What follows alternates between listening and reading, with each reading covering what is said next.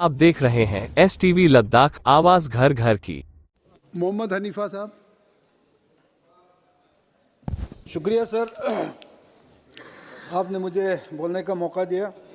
Sir, इस budget ने पूरे लद्दाख में गहरी तशवीश पैदा कर दी, क्योंकि यूटी लद्दाख के लिए बजट एलोकेशन में कमी की गई है, और ये कमी ऐसे वक्त पर हुई है जब लद्दाख को अपनी मुनफरिद तरक्याती और स्ट्रेटेजिक ज़रूरियात पूरे करने के लिए ज़्यादा माली मदद की ज़रूरत है। सर, यूटी बनने के बाद पहला सालाना बजट एलोकेशन तकरीबन 3500 करोड़ के आसपास रखी गई थी, लेकिन दूसरे साल में तकरीबन तरक्याती खला और एडमिनिस्ट्रेटिव चैलेंज को देखते हुए इसे बढ़ाकर तकरीबन 6000 करोड़ के आसपास कर दिया गया। इस इजाफे ने उम्मीदें पैदा की और मुख्तलिफ सेक्टर्स में तरक्याती कामों को रफ्तार दी, लेकिन मौजूदा बजट में लद्दाख के एलोकेशन में कमी आई, जो न सिर्फ अनएक्सपेक्टेड है बल्कि इंतहाई मायूस कुन भी है। ये कमी इस हकीकत की बावजूद की गई कि यूटी एडमिनिस्ट्रेशन और ख़ासकर ऑटोनोमस हिल डेवलपमेंट काउंसिल ने फंड्स का इस्तेमाल को बेहतर बनाने के लिए संजीदा कोशिशें की है। कैपेक्स बजट में यूटिलाइजेशन तकरीबन 90% तक रहा है, और कई सेक्टर्स में एक्सपेंडिचर हालिया बरसों में तकरीबन 100% तक पहुँचाया। इस वक्त में जब निज़ाम मजबूत हो चुके हैं, इम्प्लीमेंटेशन बेहतर हुई है, लोकेशन में कमी जारी मंसूबों पर असर डालेगी और फ्यूचर प्लानिंग को महदूद कर देगी।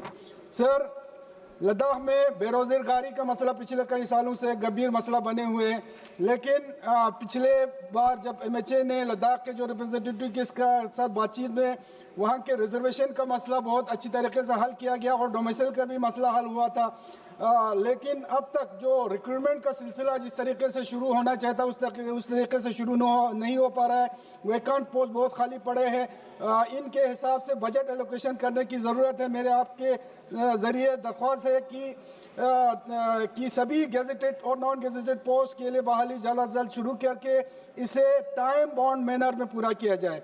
सर, एक और संगीन मसला है कि पहले जिन नए ज़िलों का ऐलान किया गया था, कई डिस्ट्रिक्ट का ऐलान किया गया था, इनका बजट में कोई जिक्र नहीं किया गया है। मैं हुकूमत से दरख्वास्त करता हूँ कि ज़िले बनाने के साथ मुनासिब बजटरी सपोर्ट भी फराहम किया जाए।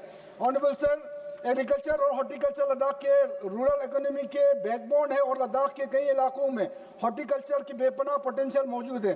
ख़ास तौर पर एप्रिकॉट, एप्पल और स्पेक्टोन में इनको मुल्की और गैर मुल्की बाजार में अलग पहचान हासिल हो चुकी है, और इन्हें गल्फ कंट्रीज़ में एक्सपोर्ट भी किया जा रहा है। लेकिन क्लाइमेट चेंज की बात बढ़ते टेम्परेचर ने लद्दाख के बड़े हिस्सों में सूखे के जैसे हालात पैदा कर लिए हैं। शदीद पानी की कमी और सिंचाई इंफ्रास्ट्रक्चर की कमी की वजह से हॉर्टिकल्चर बढ़ नहीं पा रहे, यहाँ तक कि मौजूदा बागात भी खुश्क हो रहे हैं। ऑनरेबल सर, हॉर्टिकल्चर लद्दाख के लिए एक गेम चेंजर साबित हो सकती है। ये किसानों के लिए आमदनी और नुमाया तौर पर बढ़ा सकती है और रोज़गार पैदा कर सकती है।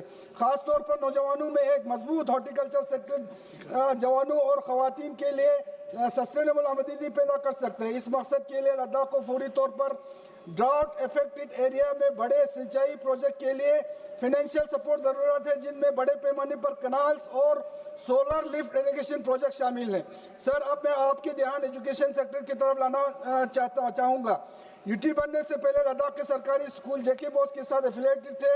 यूटी बनने के बाद क्लास 10वीं और 12वीं को CBSE के साथ एफिलेट कर दिया गया, लेकिन प्राइमरी और मिडिल स्कूल की स्टेटस अब तक वाज़ेह नहीं है। इससे एडमिनिस्ट्रेटिव कन्फ्यूजन पैदा हो रही है, एकेडमिक प्लानिंग मुतासिर होती है। मजीद ये जो स्कूल CBSE एफिलेटेड में लाए गए हैं वो बुनियादी CBSE इंफ्रास्ट्रक्चर नॉर्म भी पूरा नहीं करते हैं। इन स्कूलों को मुकम्मल और हल की ज़रूरत है। सर, सेंटर से स्पेशल फाइनेंशियल सपोर्ट के बगैर लद्दाख के लिए CBSE स्टैंडर्ड को मुअस्सिर तरीके से इम्प्लीमेंट करना बहुत मुश्किल होगा। सर, लद्दाख यूनिवर्सिटी खुसूसन इसके कारगिल कैंपस को बड़े पैमाने पर इंफ्रास्ट्रक्चर डेवलपमेंट की ज़रूरत है। एक नई बनी यूनिवर्सिटी होने के नाते जो बड़े और दूर दराज इलाके की खिदमत करती है, इसे academic block, hostel, research facilities और फैकल्टी हाउसिंग की ज़रूरत है। सर, हेल्थ सेक्टर में भी संजीदा खला मौजूद है। लेह में एक मेडिकल कॉलेज अप्रूव किया गया था, जिससे लोगों में उम्मीद पैदा हुई है, लेकिन अब तक इंफ्रास्ट्रक्चर की तरक्की के हवाले से कोई नुमाया पेशरफ्त नहीं हुए। इस तरह कारगिल में engineering college sir please, engineering कुछ इंपॉर्टेंट इश्यूज़ है सर। करगिल में इंजीनियरिंग कॉलेज का ऐलान हुआ है, ज़मीन की निशानदेही हो चुकी है, मगर अब तक फंड मंजूर नहीं हुआ है। ऑनरेबल चेयरमैन सर, میں نے ان مسائل کو کئی بار MHA اور فائنانس منسٹر میں اٹھایا تھا، لیکن بدقسمتی سے اس بجٹ میں بھی ان اہم اداروں کے لیے فنڈ منظور نہیں کیا گیا۔ مناسب ہیلتھ کیئر اور ٹیکنیکل ایجوکیشن انفراسٹرکچر کے بغیر لداخ بیلنس ڈیولپمنٹ حاصل نہیں کر سکتا۔ لداخ کے دور دراز سرحدی علاقوں میں ہیلتھ سیکٹر شدید دباؤ میں ہے، لوگوں کو بنیادی میڈیکل کیئر کے لیے سخت موسم کے لمبے فاصلے طے کرنے پڑتے ہیں۔ آنریبل پرائم منسٹر کا بارڈر علاقوں کو فرسٹ ولیج کے طور پر دیکھنے کا ویژن تبھی حقیقت میں بن سکتا ہے جب ہیلتھ انفراسٹرکچر، ہیومن ریسورس اور کنیکٹیوٹی کو مضبوط بنانے کے لیے کافی فنڈ فراہم کیے جائیں۔